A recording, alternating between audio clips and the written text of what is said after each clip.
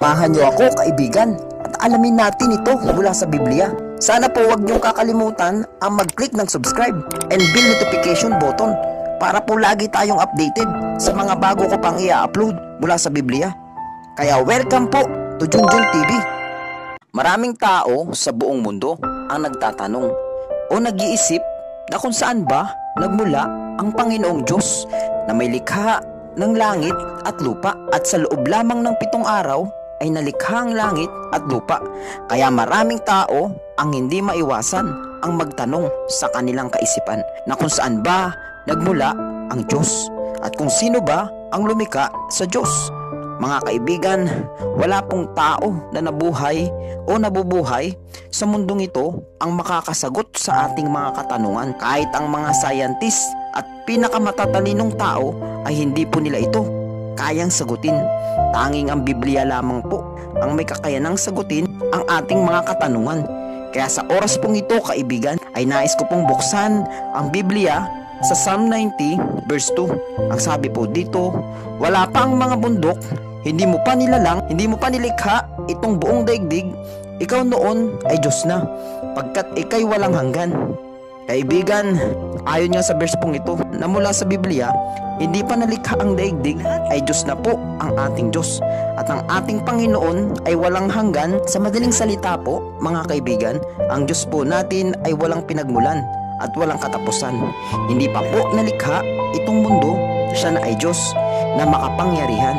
Kaibigan, hindi siya katulad ng mga Diyos-Diyosan ng mga tao sa mundong ito na nilikha ng kamay ng tao. Hindi siya kayang ilarawan ng sinumang tao.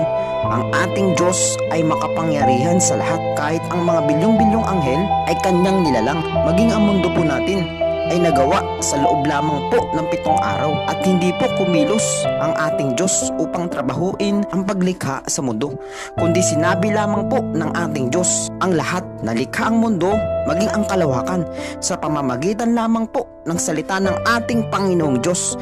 Ang ating Panginoong Diyos po ay hindi masukat ang kanyang kapangyarihan. Maging ang mga buhangin sa dagat ay bilang niya po. Maging ang ating mga buhok ay bilang ng Diyos. Ang ating Diyos, kaibigan, ay walang pinagmulan at walang katapusan. Ang kanyang pagiging Diyos ay magpakailanman. Amen. Ang kanyang pagmamahal ay wala din pong katapusan. Patunayan nga niyan ngayon, kaibigan. Ikaw ay inaabot niya. Hindi aksidente na naklik mo ang bidyong ito. Ito'y tinakda ng Diyos upang ang iyong mga katanungan ay kanyang masagot sa pamamagitan ng kanyang mga salita mula sa Biblia. Kaibigan, nais kong malaman mo na mahal ka ng Diyos. Ano man ang kinakaharap mong pagsubok o problema, nais ng Diyos na sa oras pong ito ay pagkatiwala mo sa Kanya ang lahat ng pinagdadaanan mo ngayon. Ikaw at ang Diyos lamang po ang nakakaalam niyan. Marahil yan ay financial problem, family problem, business problem, work problem, relationship problem, ano man yan. Kaibigan, ikaw at ang ating Panginoong Diyos lamang po ang nakakaalam niyan. Nais ng Diyos na ang lahat mong dinadalang problema ay ipagkatiwala mo sa Kanya upang siya ay makakilos sa buhay mo. Kaibigan, kaya sa oras pong ito, kaibigan, nais ng Diyos na ikaw ay sumabay sa aking panalangin. Tanggapin natin si Kristo, ang Panginoong Diyos. Tanggapin natin siya at papasukin natin siya sa ating puso. At sa oras pong ito, kaibigan, tayo sumampalataya sa ating Panginoong Hesukristo na siya'y Diyos na nagkatawang tao. Pinako sa krus, namatay, inilibing, at sa 3 araw ay muli pong nabuhay. Tunay nga, kaibigan, natatanggap tayo ng tunay na kaligtasan na nagmumula sa ating Panginoong Hesukristo, sapagkat sinasabi nga po sa kanyang salita sa Roma 10 verse 9. Ang sabi po dito, kung ipapahayag ng iyong bibig na si Jesus ay Panginoon at buong puso kang sasampalataya na siya'y muling binuhay ng Diyos, maliligtas ka.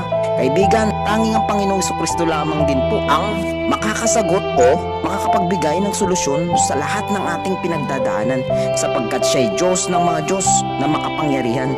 Kaya sa oras pong ito, kaibigan, tayo po ay manalangin. Sige po, sumabay ka po sa aking panalangin. Ama, patawad po sa aking mga kasalanan mula pagkabata hanggang ngayon, sa aking galit, tampo, habag sa sarili, hinanakit, hindi pagtitiwala sa iyo ng buong puso, hindi pag-una sa iyo. Patawad po, Panginoong Hesus. pumasok ka po sa puso ko. Tinatanggap po kita bilang Misaya, Panginoon, Diyos tagapagligtas, manggagamot ng buhay ko. Ikaw ang tanging sagot sa lahat ng problema ko at pangangailangan ko. Pinapatawad ko na rin ang lahat na nagkakasala sa akin. Salamat sa iyong pagmamahal at kapatawaran. Mamahalin kita, susundin, paglilingkuran, magtitiwala at mananatili sa iyo habang panahon. In Jesus' name, Amen. At ako naman po ang mananalangin para po sa iyo at sa buong mong pamilya. Ama, marami pong salamat dahil sa oras pong ito ay muli ako nakapagbahagi ng iyong salita. Dalangin ko po na patuloy mong abutin ang mga taong nakakapanood ng video pong ito. Dalangin ko po, Ama, na anuman ang kanilang kinaharap na problema ay patuloy mong silang abutin at masolusyonan ang kanilang kinaharap na problema. Sa oras na ito, anuman yan, Ama, dalangin ko, Diyos, masolusyonan po ito agad. At dalangin ko din po, Ama, kung anuman ang kanilang nararamdaman, maging ang kanyang buong pamilya, may sakit man sila, Lord, heal them. Pagalingin mo po silang lahat. At dalangin ko, Diyos, na ibuhos ang masaganang awat habag at pagpapala, kagalingan sa pamilyang naaabot ng video pong ito. Pagpalain mo po ang kanilang kinakaabalahan sa buhay, trabaho man yan o negosyo o pag-aaral. Pagpalain mo po sila, Ama. Ito ang aking samot dalangin sa pangalan ni Jesus. Amen. God bless po. Salamat po sa panahon na nilaan nyo sa video pong ito. Sumayin nyo po ang kapayapaan. Amen.